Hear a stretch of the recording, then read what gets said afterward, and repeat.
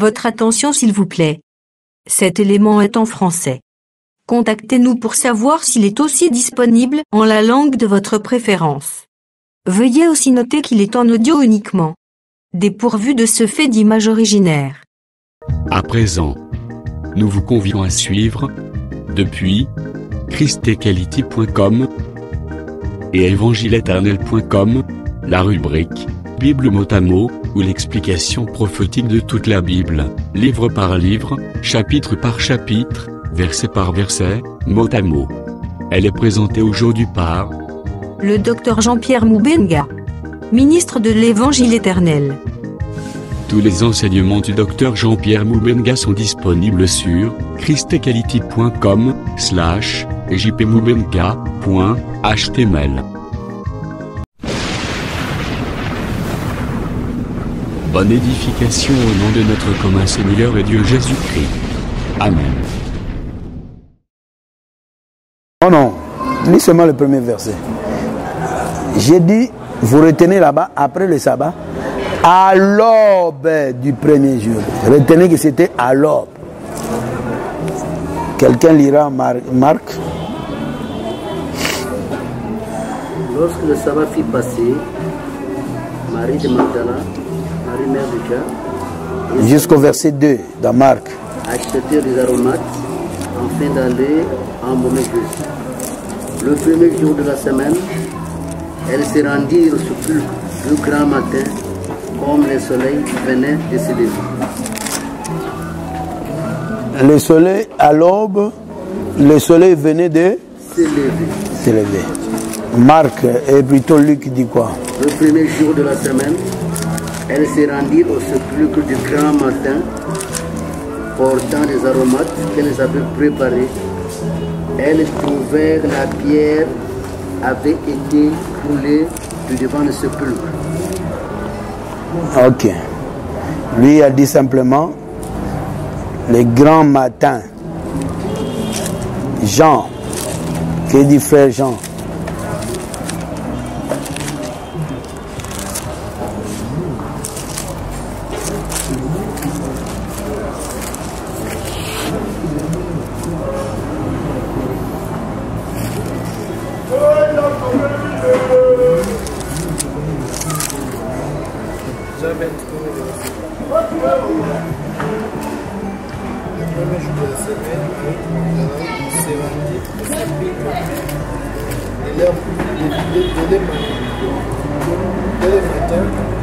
Comme il faisait encore obscur,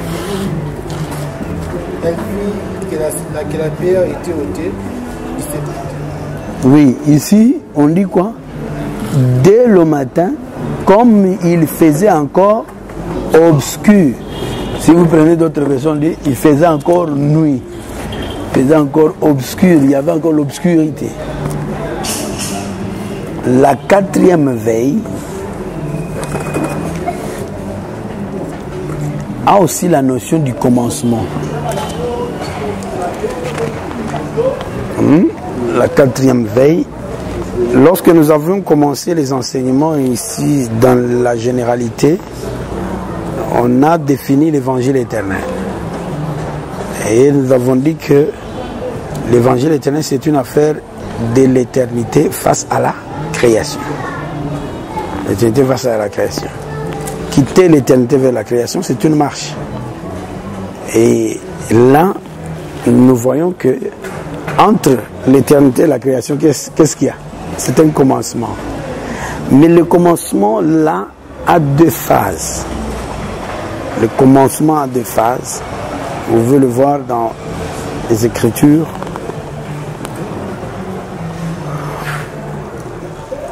Il y a une phase du commencement qui est attachée à l'éternité. Et une phase du commencement qui est attachée à la création. Une autre personne dit, au commencement, c'est la parole. Commencement égale parole. Jean 1. Mais une autre personne dit, au commencement, il n'en était pas ainsi. Là, il parle de quoi? Il parle du mariage. Il parle du mariage.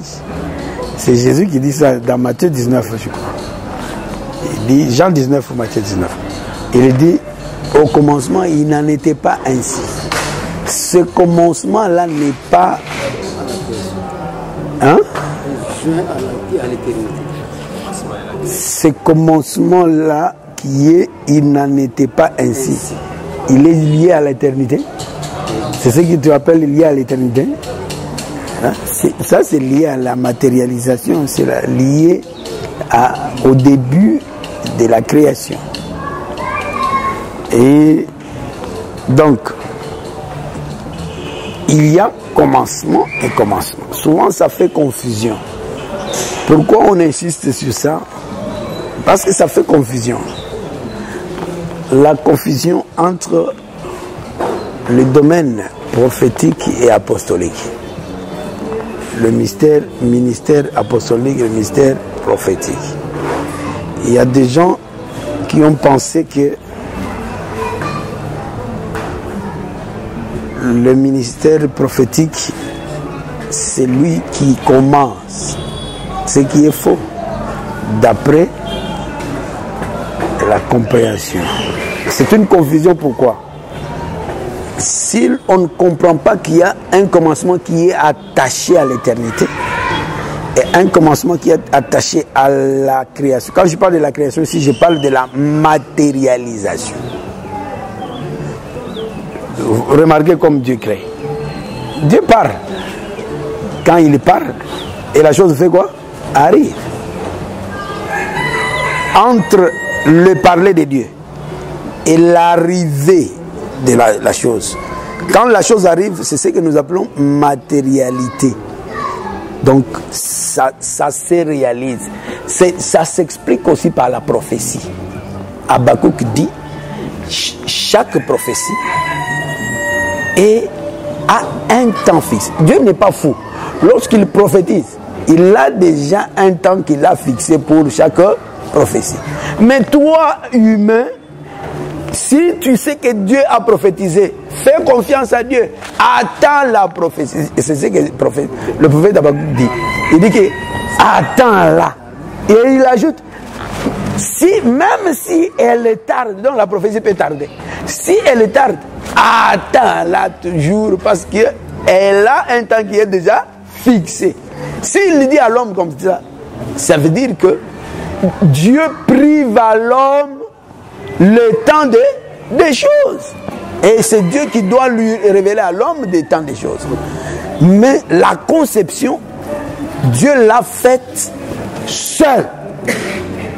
Il l'a faite seul.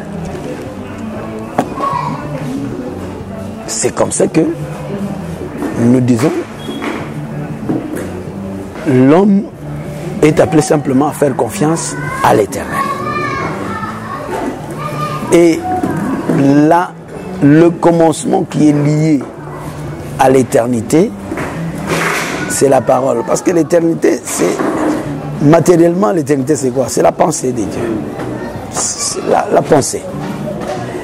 Donc, tout ce qui était déjà avant que tout ne se réalise, c'est seulement la pensée. Dieu a dit quoi? Il a dit, ce sont mes desseins que j'ai pensé en moi-même. Ça, c'est l'état d'éternité. Donc, pour comprendre l'éternité dans la création, il faut savoir que c'est la pensée. Quand Dieu n'avait pas encore parlé, c'est l'éternité. Parce qu'avant, il n'a fait que penser. Secondement, il a fait quoi? Il a parlé. C'est après avoir parlé que les choses ont commencé à se réaliser. Parce que l'Écriture, rien de ce qui a été créé n'a été créé sans la parole. La parole, c'est la pensée exprimée. Mais il y a un temps où Dieu n'avait pas encore exprimé sa pensée. Il n'a fait que réfléchir. Il a fait le plan. Il n'a fait que raisonner en lui-même. Là, il n'a rien parlé. À ce moment-là aussi, rien n'était encore concrétisé. il fallait que la pensée attende le parler. Et quand Dieu a commencé à parler, tout ce qu'il parlait devait se réaliser. C'est aussi la prophétie. Prophétie dans le sens de prédire, quoi. Maintenant, qu'est-ce que j'ai appelé ici la confusion entre les deux ministères? C'est que la prophétie, Ricardo, a deux dimensions. Je ne la définis pas étant dans la création. Parce que dans la création, si on parle d'aspect prophétique, ou bien prophétie, ça a aussi des dimensions. La première dimension, c'est toute la parole, c'est la prophétie. La deuxième dimension, c'est l'aspect qui tient compte plus du temps des choses. C'est ça, ça s'appelle aussi aspect prophétique de l'enseignement. Mais la prophétie, toute la parole, tout le parler de Dieu, c'est aussi la prophétie. Maintenant, ça c'est par rapport étant dans la création. Mais lorsque nous sortons de la création, nous trouvons que la parole elle-même, elle est attachée à l'éternité. Elle est attachée à la pensée. C'est la parole, c'est la pensée. Hein? Vous pouvez consulter aussi Anne, la maman de Samuel. D'abord, Jésus a prêché, il a dit, c'est de l'abondance du cœur que la bouche parle. Ah bon? Il y a de l'abondance au niveau du cœur. Or, l'abondance, c'est l'œuvre des eaux, d'après Deutéronome chapitre 33. Hein? Deutéronome 33, versets 15 et 16. Il dit, ils bénéficieront de l'abondance de la mer et du trésor caché dans la terre. Donc les trésors, ce n'est pas par rapport à l'eau, c'est par rapport à la terre. Mais l'abondance, c'est par rapport à l'eau. C'est pourquoi quand on dit que de l'abondance du cœur, ça répond avec le problème de Proverbe 20, verset 5, qui dit que dans le cœur de l'homme, les eaux dans les pensées ou les décès dans lesquels les hommes sont les eaux profondes. C'est de l'abondance, parce que ce sont les eaux. Donc, de l'abondance du cœur, la bouche fait quoi? Parle. Donc, avant que la bouche ne parle, il y a d'abord les eaux dans le cœur. Donc, il y a des pensées, il y a les décès dans le cœur, et ces pensées-là se produisent, se transforment en paroles. C'est pourquoi j'ai dit, oui, les paroles, tout a été créé par la parole. J'ai appelé cette parole-là prophétie. Parce qu'elle dit par exemple que la lumière soit. Elle a prophétisé, non? Mais elle dit d'abord que la lumière soit. Il a vu la lumière, il dit la lumière soit. Et personne n'a encore vu la lumière. Et nous devons attendre jusqu'à ce que la lumière vienne. Et quand la lumière vient, nous disons, ah, voilà, Dieu est vrai prophète parce qu'il n'a pas menti. Donc la lumière soit, il y a du temps qui passe, parce que c'est une prophétie. Et la prophétie ici, donc toute la parole dans le sens de parler de Dieu avant la création, c'est aussi le prophète. Ça c'est un prophète d'avant la création. Ce n'est pas le prophète de la maison. C'est pourquoi dans 1 Corinthiens chapitre 12 verset 28, le Seigneur ne dit pas que premièrement c'est le prophète, non. Parce que lorsqu'on parle de prophète là-bas, on ne voit pas le prophète dans la création, on voit le prophète avant la création. Il y a le prophète d'avant la création et il y a le prophète dans la création. C'est pourquoi le Seigneur dit, il prend soin de dire que Dieu a établi dans l'église, c'est dans la maison, dans la création. Dans l'église déjà, si on est déjà à l'intérieur de la maison, là, le prophète c'est le secondement. Premièrement, lorsque Dieu a parlé, il parle comme le prophète, mais la matérialisation, premièrement, c'est l'apostolat. C'est pourquoi il a dit clairement que Dieu a établi premièrement les apôtres. C'est ça, non? Premièrement, c'est les apôtres. Secondement, ce sont des prophètes. Ah, les apôtres, les prophètes, les docteurs, les ceci, les cela, sont sortis d'où? De la parole d'avant la création. Parce que c'est la parole qui crée. Est-ce que vous comprenez cette différence? La créatrice, c'est un prophète. Mais ce n'est pas le prophète comme dans l'église, non. C'est un prophète majeur. Dans l'église, il n'y a pas un prophète majeur. Ça n'existe pas. Le prophète majeur, c'est lui qui engendre tous les 5 ministères. Et nous l'appelons prophète bras. C'est le bras de l'Éternel. La manifestation du bras de l'Éternel. Là, c'est le prophète majeur. Le prophète majeur n'est pas comparé avec un individu qu'on appelle prophète. Quand vous voyez Branham se dire prophète majeur, vous devez l'emballer avec tout ce qu'il a pour aller le mettre au cimetière là-bas. C'était mort. Vous voyez? C'était mort. Hein? C'était mort. C'était mort carrément. Donc, le prophète majeur, lui engendre et les apôtres, et les docteurs, et les prophètes, et les évangélistes, et les pasteurs. C'est là où se trouve le problème. Donc, dans la maison, premièrement, c'est l'apostolat, secondement, les prophètes, troisièmement, les docteurs. Et puis ensuite. Mais avant la maison, il y a la prophétie qui est générale, qui englobe le tout. Et c'est ce qu'on appelle le bras de l'Éternel. Le bras de l'Éternel se révèle. Lorsqu'il se révèle, c'est la main de Dieu. Et la main de Dieu maintenant a l'apostolat, le ceci, le ceci, le cela. Donc, pour montrer simplement que il ne faut pas confondre le prophète doigt avec le prophète bras. Le prophète bras, c'est lui qui engendre tous les 5 ministères. Mais le prophète doigt, c'est un collègue. Collègue ministre. C'est là la grande erreur de Branham, William Marion. Il pense qu'il est hors l'église. Hors création. Donc il s'est fait Dieu. Donc quand vous êtes prophète majeur, c'est que vous êtes devenu Dieu. Donc ça, c'est démoniaque. Ici, j'ai voulu seulement montrer que dans la 4e veille, il y a et la nuit et le jour. C'est ça le deuxième secret. Le premier secret, je vous ai montré que la nuit compte 4 veilles.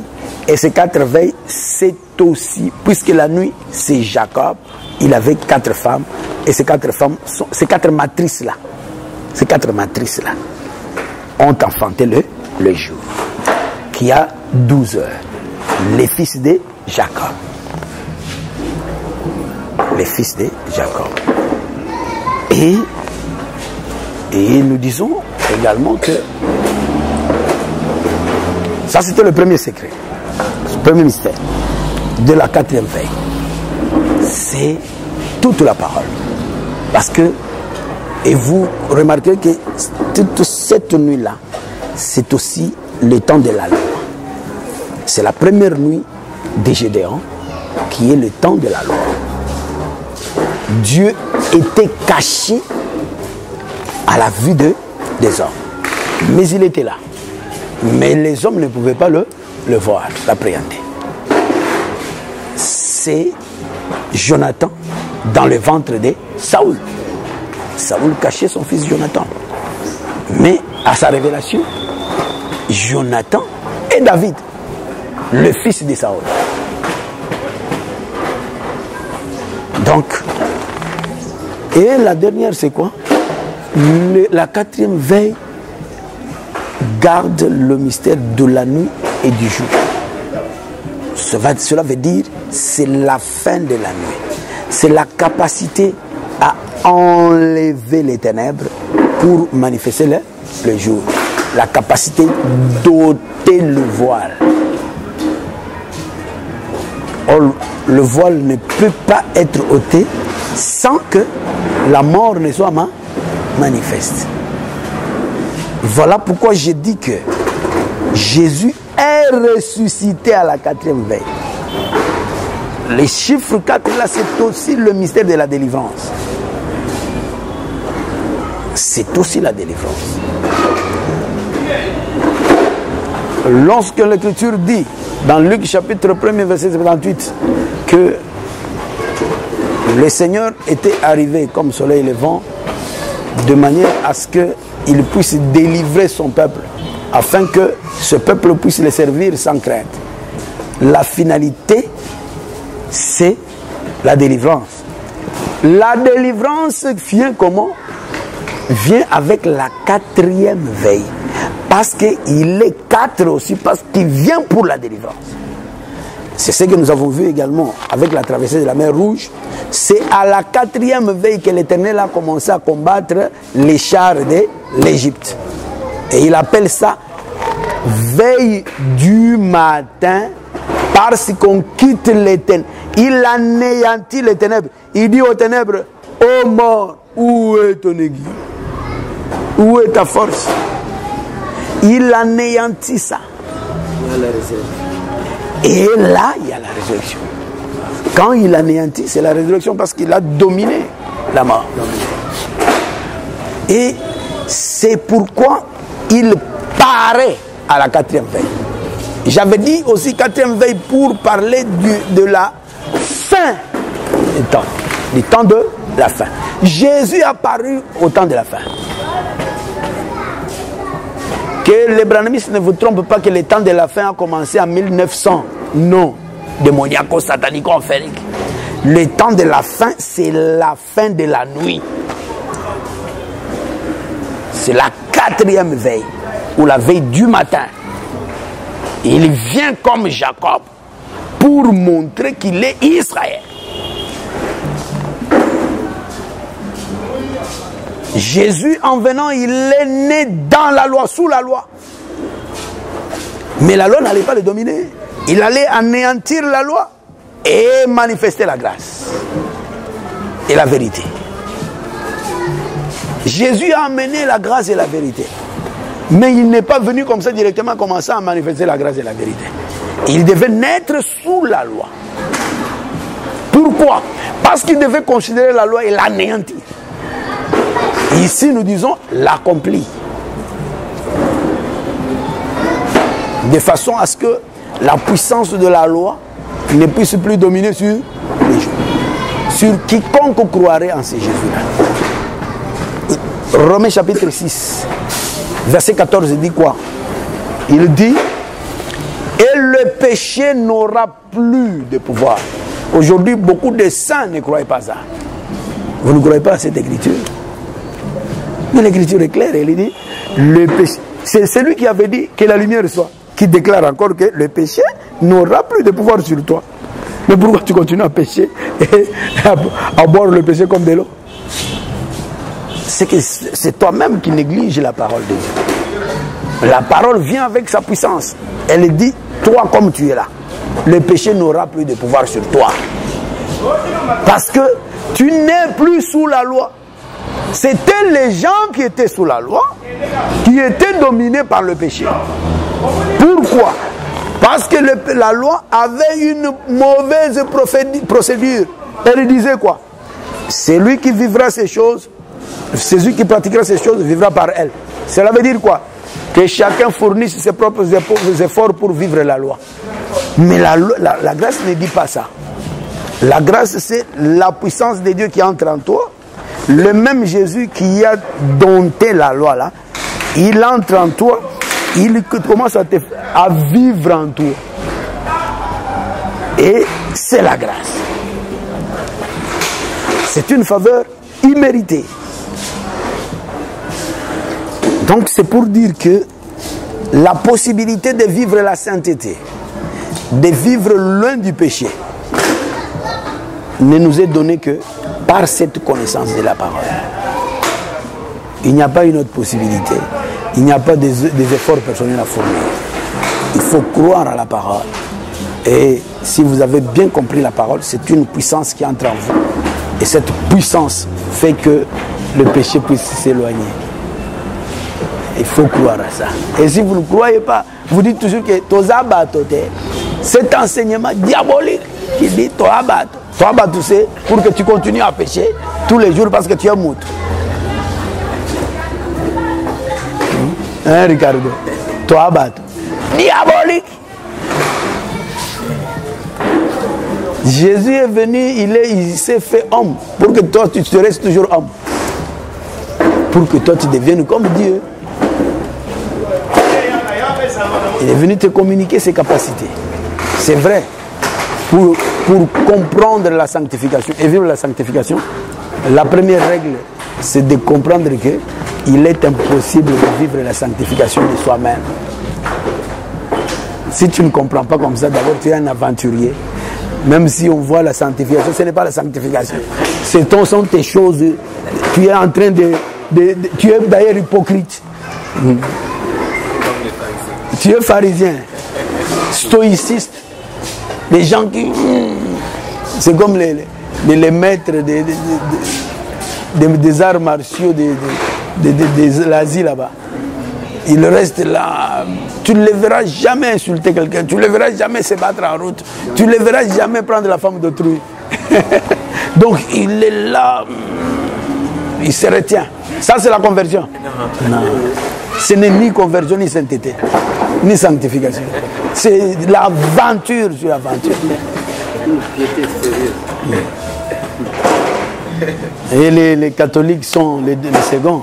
Ou les premiers, ils ont l'apparence de la piété. Parce que tu ne les ramasseras jamais dans le péché. Ils ont l'apparence de la piété. Ce sont des grands hypocrites. Mais ici, il faut que toi-même tu sois convaincu que oh, je suis sanctifié.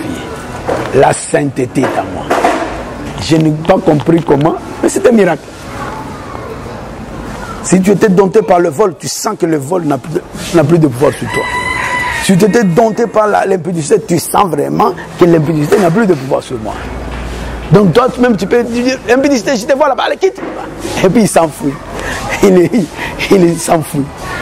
Donc si quelqu'un se sent au-dessus du péché, il va se sentir. Il va se sentir. Mais quand même, quand il est en danger, c'est-à-dire, il est amorcé par ses propres convoitises. Ce qu'on appelle la tentation. Il sentira que je suis en danger.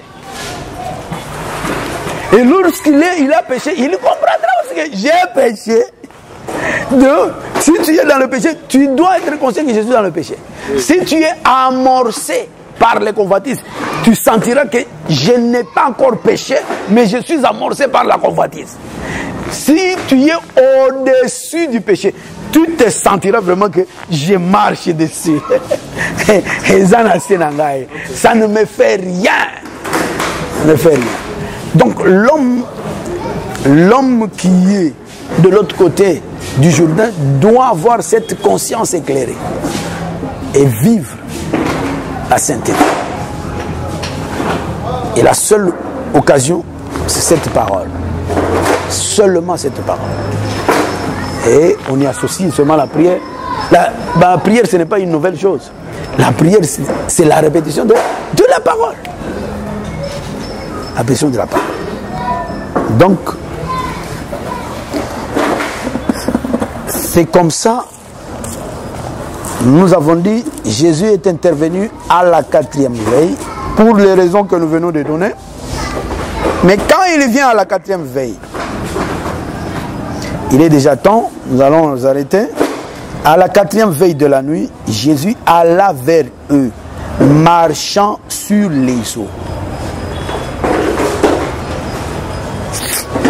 Il va vers eux, tout en marchant. C'est ça la controverse. Jésus allant vers eux, ça veut dire que Jésus s'est fait comme eux. Vous voyez, lorsque l'homme de Dieu Élie est allé réveiller le fils de la Sunamite, qu'est-ce qu'il fait? Il monte sur l'enfant. Monter sur l'enfant, confondre ses parties avec les parties de l'enfant. C'est devenir comme lui. C'est aussi aller vers les hommes. Lorsque Jésus, qui est esprit, va vers les hommes, en effet, ça veut aussi dire qu'il s'est fait homme. Une autre écriture qui explique ça, c'est cette écriture. J'évoquais cette écriture-là sans la lire. Hein? Peut-être parce qu'il n'y a pas de temps. On va la lire parce qu'elle est un long texte. Mais cela corrobore avec cette autre écriture. Parce que l'écriture dit, il avait d'abord dit au peuple, précédez-moi, moi je viens après vous. On a déjà expliqué tout ça. Mais ici il dit quoi? Je prends Hébreux chapitre 2 toujours.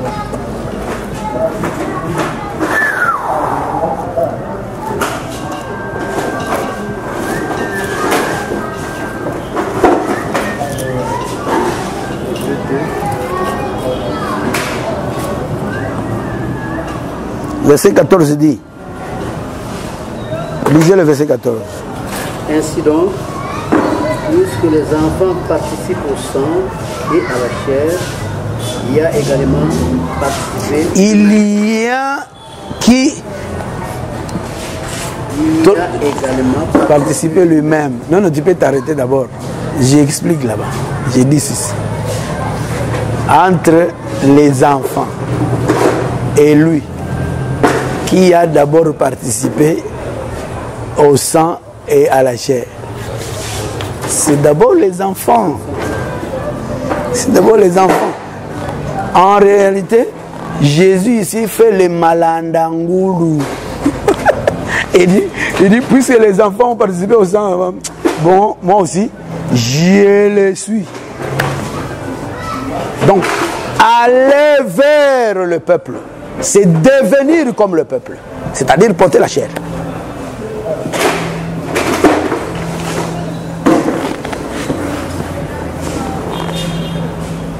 Porter le sang et la chair. Puisque les enfants ont porté la chair, donc comme je vais les aider, je dois les suivre. Je dois les suivre. Je dois devenir comme eux. Je dois être comme eux. Voyez-vous? Et je dois être comme eux. C'est-à-dire, je dois aussi porter la chair. Maintenant, j'appelle ça controverse. Parce que lui qui devient comme eux, mais il marche sur les eaux. Mais c'est contradictoire. Il fallait qu'il prenne aussi un bateau, qu'il commence aussi à ramer comme eux. Mais lui devient homme, mais un homme extraordinaire. Mais c'est grave. Voilà qui les a étonnés pour qu'ils s'écrient c'est un fantôme. Un homme ne peut pas être comme ça. Comment un fils de Marie peut faire des choses comme ça? C'est pas possible. Et nous allons entrer là pour voir un peu les méandres qui sont là. Mais j'ai montré qu'il allait vers eux, c'est-à-dire il les a suivis dans leurs conditions humaines. Parce qu'au bord, il les a envoyés. Allez, entrez, précédez-moi. Et ils étaient des humains. À l'éternité, on n'était pas des humains. Hein. Vous savez ça? Nous étions des petites portions de Dieu. Parce que là, c'est l'or pur. Là, c'est de l'or pur. Et lorsqu'il a dit seulement, allez, l'or pur a été maintenant désaltéré. L'or pur a été maintenant, a perdu son éclat. Et c'est pourquoi nous disons que c'est une élection sous les cieux. Et non pas avant la fondation du monde. Bien que ça soit lié. Et là, c'est Israël le seul. Nous allons nous arrêter d'abord ici. Et puis, nous continuons le samedi. Par la grâce de Dieu. Que le Seigneur bénisse chacun au nom de Jésus. Amen. Amen. Nous allons aussi prier le Seigneur pour le remercier pour la portion d'aujourd'hui. Nous prions au nom de Jésus-Christ. Au nom de Jésus-Christ. Au nom de Jésus-Christ. Au nom de Jésus-Christ. Au nom de Jésus-Christ. Merci d'avoir suivi ce message et que Jésus-Christ vous bénisse. Si vous avez une question à l'intention de l'homme de Dieu, si vous voulez que l'homme de Dieu prie pour vous, si vous voulez vous confier à l'homme de Dieu, ou si vous voulez tout simplement bénir l'homme de Dieu, contactez-le directement si ses coordonnées sont disponibles depuis sa page. Sinon, contactez-nous et nous lui transmettrons vos préoccupations. N'oubliez pas de faire un tour à notre page évangélisation pour voir en quoi vous pouvez vous rendre utile à Christ par cette œuvre. Que Dieu vous bénisse tous. Amen. ChristQuality.com. Les cieux en un clic de la souris. Évangile-éternel.com. Le site de l'Évangile éternel.